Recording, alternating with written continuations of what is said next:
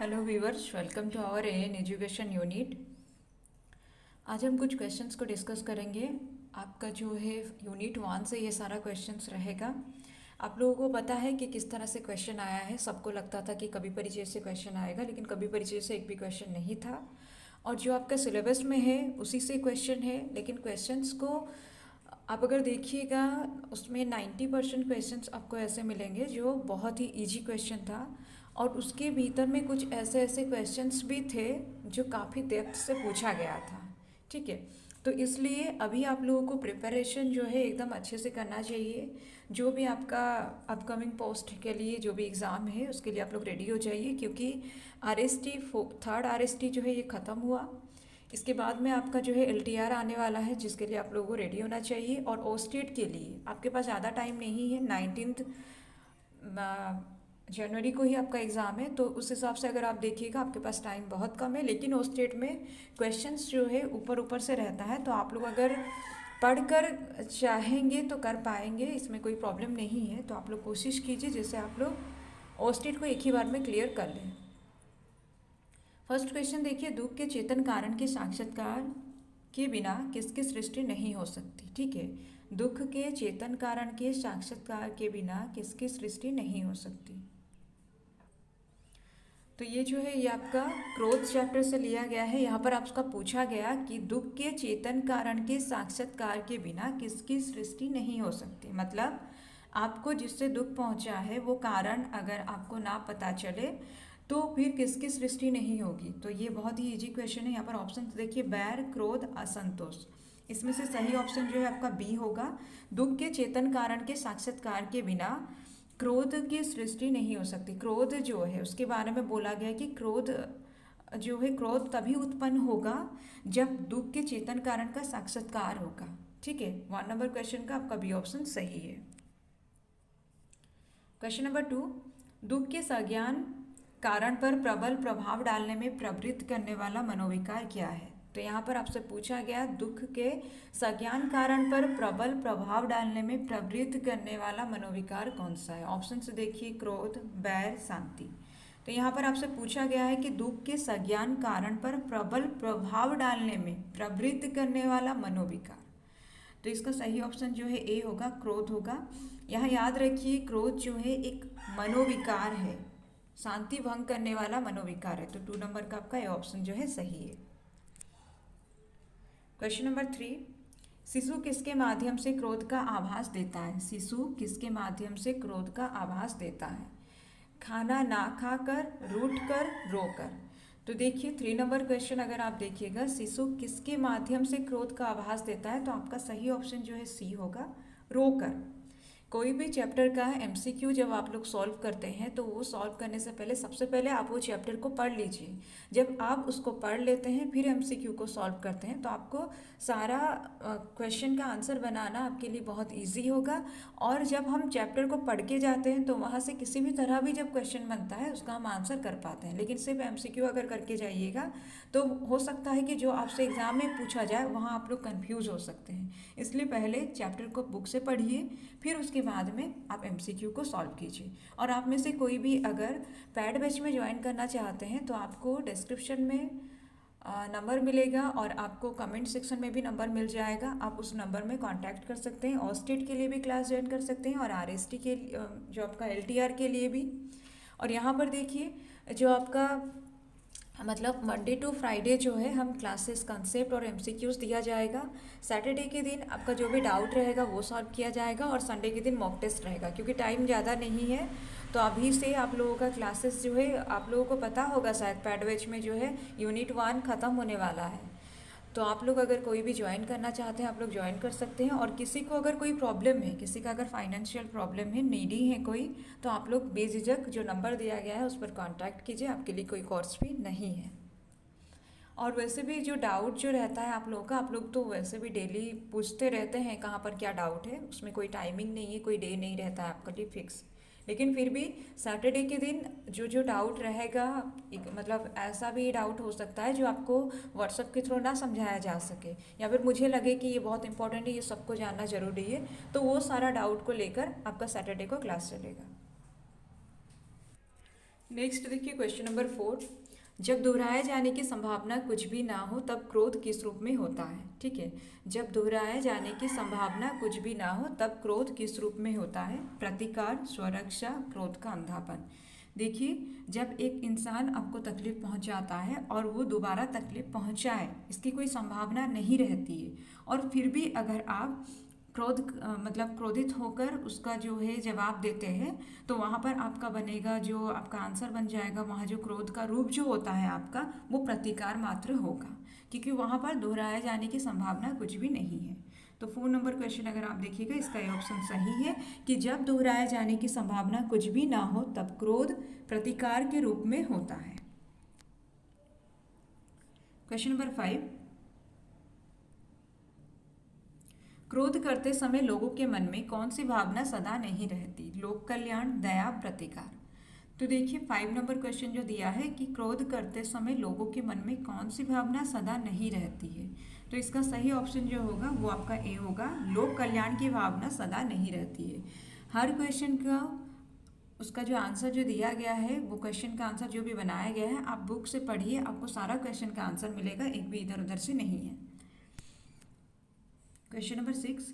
कार्य कारण के संबंध ज्ञान में त्रुटि या भूल होने पर क्रोध क्या होता है। तो यहाँ पर बोला गया कि कार्य कारण के संबंध ज्ञान में त्रुटि या भूल होने पर क्रोध क्या होता है। धोखा होता है, अपमान होता है, या परिणाम होता है।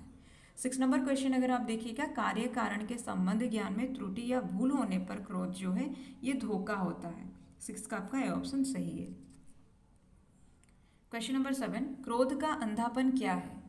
क्रोध का अंधापन क्या है। परिणाम का ध्यान ना रखना, ये देखना कि मैंने भी कुछ किया है, ए और बी दोनों, इनमें से कोई नहीं। तो क्रोध का अंधापन क्या है आपसे पूछा गया कि परिणाम का ध्यान ना रखना, या फिर ये होगा कि यह देखना कि मैंने भी कुछ किया है, ए और बी दोनों, या इनमें से कोई नहीं। तो यहाँ पर अगर आप देखिएगा 7 नंबर क्वेश्चन का ए ऑप्शन आपका सही होगा। क्रोध का अंधापन क्या है कि परिणाम का ध्यान ना रखना, ये है आपका क्रोध का अंधापन। 7 नंबर क्वेश्चन का ए ऑप्शन आपका सही है।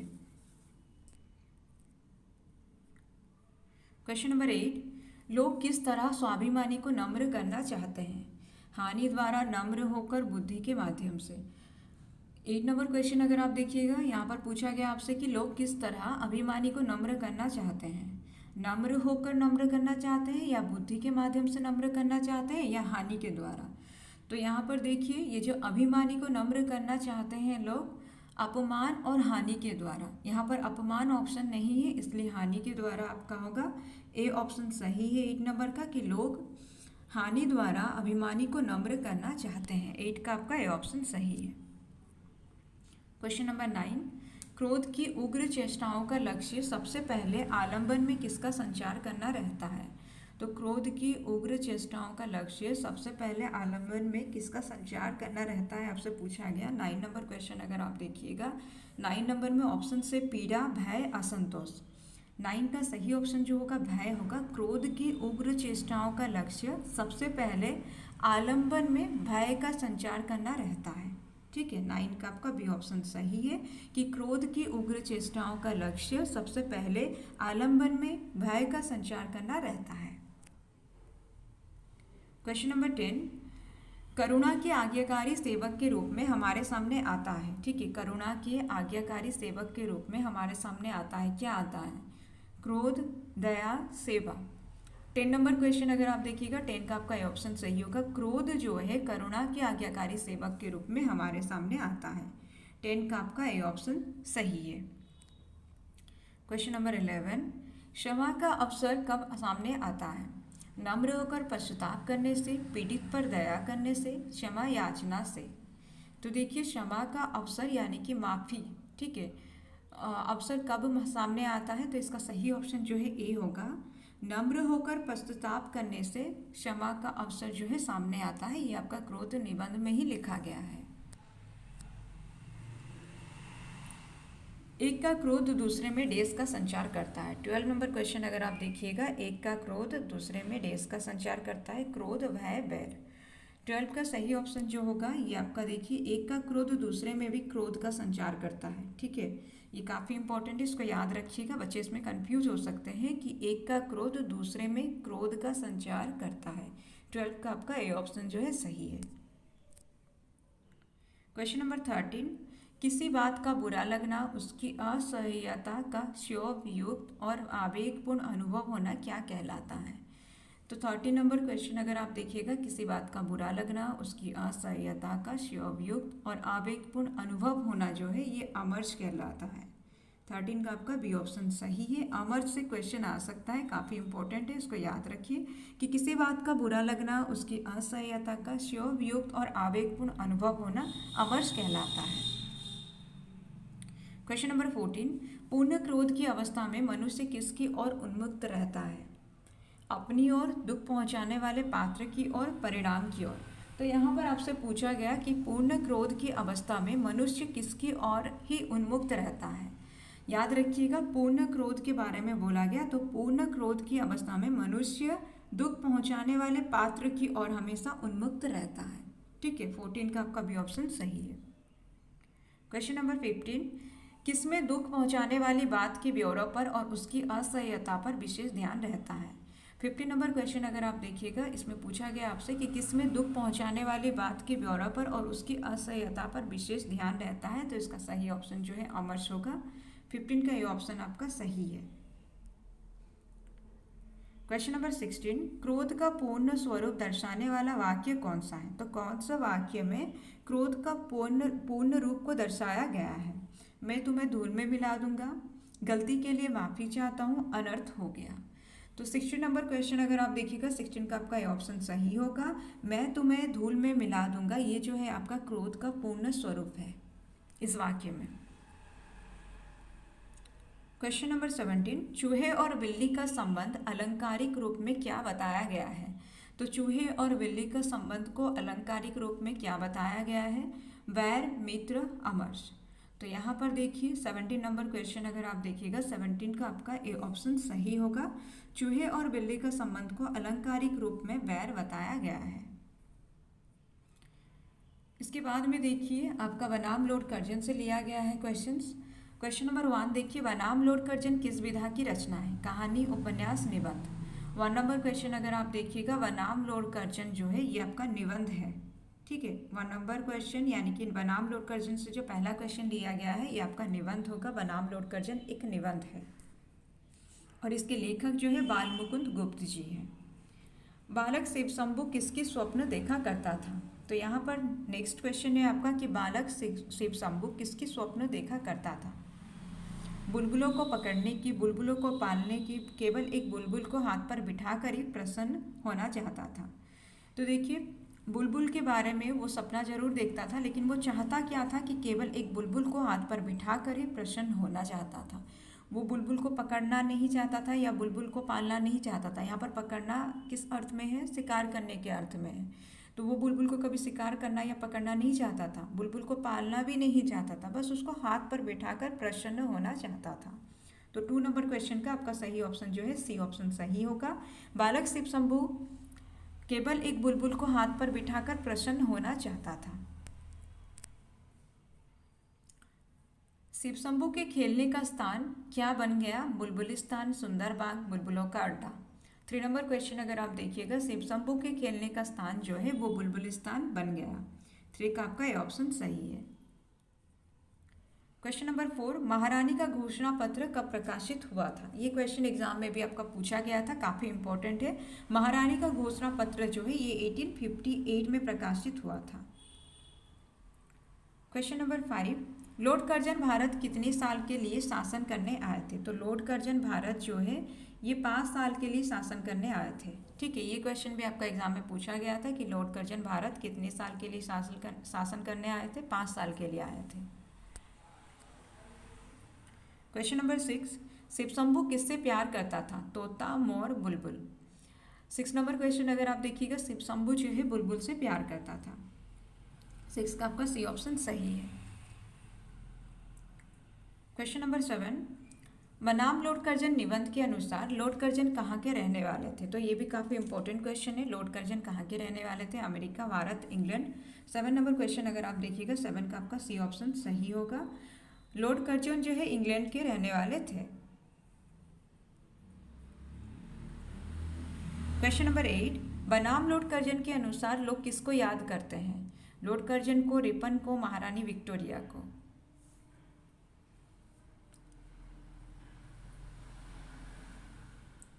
यहाँ पर अगर आप देखिएगा यहाँ पर सही ऑप्शन आपका लॉर्ड रिपन होगा, सॉरी हाँ रिपन ही होगा, क्योंकि यहाँ पर पूछा गया है आपसे कि बनाम लोड कर्जन के अनुसार लोग किसको याद करते थे, तो रिपन को याद करते थे। और महारानी विक्टोरिया का घोषणा पत्र जो था उसके बारे में भी चर्चा है, लेकिन किसको याद करते थे यहाँ दिया गया है, तो लॉर्ड रिपन ज़्यादा सही होगा।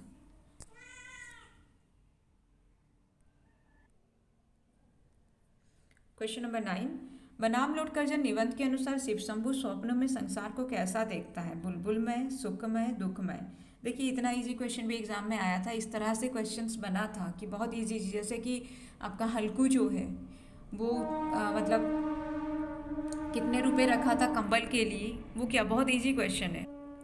और उस तरह का इजी क्वेश्चन भी एग्जाम में आया था, तो इसलिए हर पार्ट आपका इम्पोर्टेंट है। और बहुत सारा इजी क्वेश्चन को भी बच्चे जो है गलत करके आ रहे हैं, क्योंकि ऐसा नहीं है कि वो लोग पढ़े नहीं हैं, वो लोग पढ़े बहुत हैं। मेरे ही बैच के बारे में मैं कह रही हूँ, बहुत मेहनत किए हैं वो लोग, लेकिन फिर भी एक आध क्वेश्चन जो है माइनर मिस्टेक वो लोग करके आए हैं, जो वो लोग जानते थे। तो उस हिसाब से प्रिपरेशन कीजिए कि आपका एक भी क्वेश्चन गलत ना हो।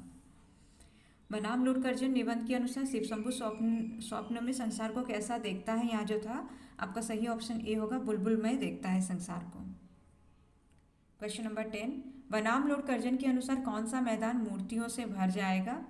तो वहाँ पर अगर आप देखिएगा ऑप्शंस यहाँ पर देखिए कि लाल किले का मैदान, ताजमहल का मैदान, हजारीबाग का मैदान, तो सही ऑप्शन जो है लाल किले का मैदान। यहाँ लाल किले का मैदान के बारे में बोला गया कि बनाम लोड कर्जन के अनुसार लाल किले का मैदान जो है ये मूर्तियों से भर जाएगा एक दिन। अगर इसी तरह से मूर्ति को बनाया जाए, मतलब कुछ अच्छा काम देश के लिए ना करें और बस मूर्ति पर मूर्ति हम बनाते जाए, तो इससे आगे क्या होगा, लाल किले का मैदान जो है मूर्तियों से भर जाएगा। तो यहाँ तक था क्वेश्चन। उम्मीद है आप लोगों को समझ में आया होगा। कोई भी अगर क्लास ज्वाइन करना चाहते हैं तो कमेंट में आपका पिन किया हुआ नंबर, आपको कॉन्टैक्ट नंबर मिल जाएगा, आप उसमें कॉन्टैक्ट कर सकते हैं। आपको उसमें जो भी कंसेप्ट है, जो भी जितना भी चैप्टर है आपका, उसका कंसेप्ट के साथ साथ MCQs मिलेगा। उसके बाद में मैराथन क्लास प्रैक्टिस के लिए रहेगा, और उसके साथ साथ सैटरडे जो है आपका सारा जो भी डाउट रहेगा, डाउट क्लियरिंग का क्लासेस रहेगा। उसके साथ साथ आपका संडे जो है मॉक टेस्ट रहेगा। तो आप में से कोई भी अगर इंटरेस्टेड है आप लोग ज्वाइन कर सकते हैं। कमेंट में आपको नंबर दे दिया जाएगा, उसमें आप लोग कॉन्टैक्ट कर सकते हैं।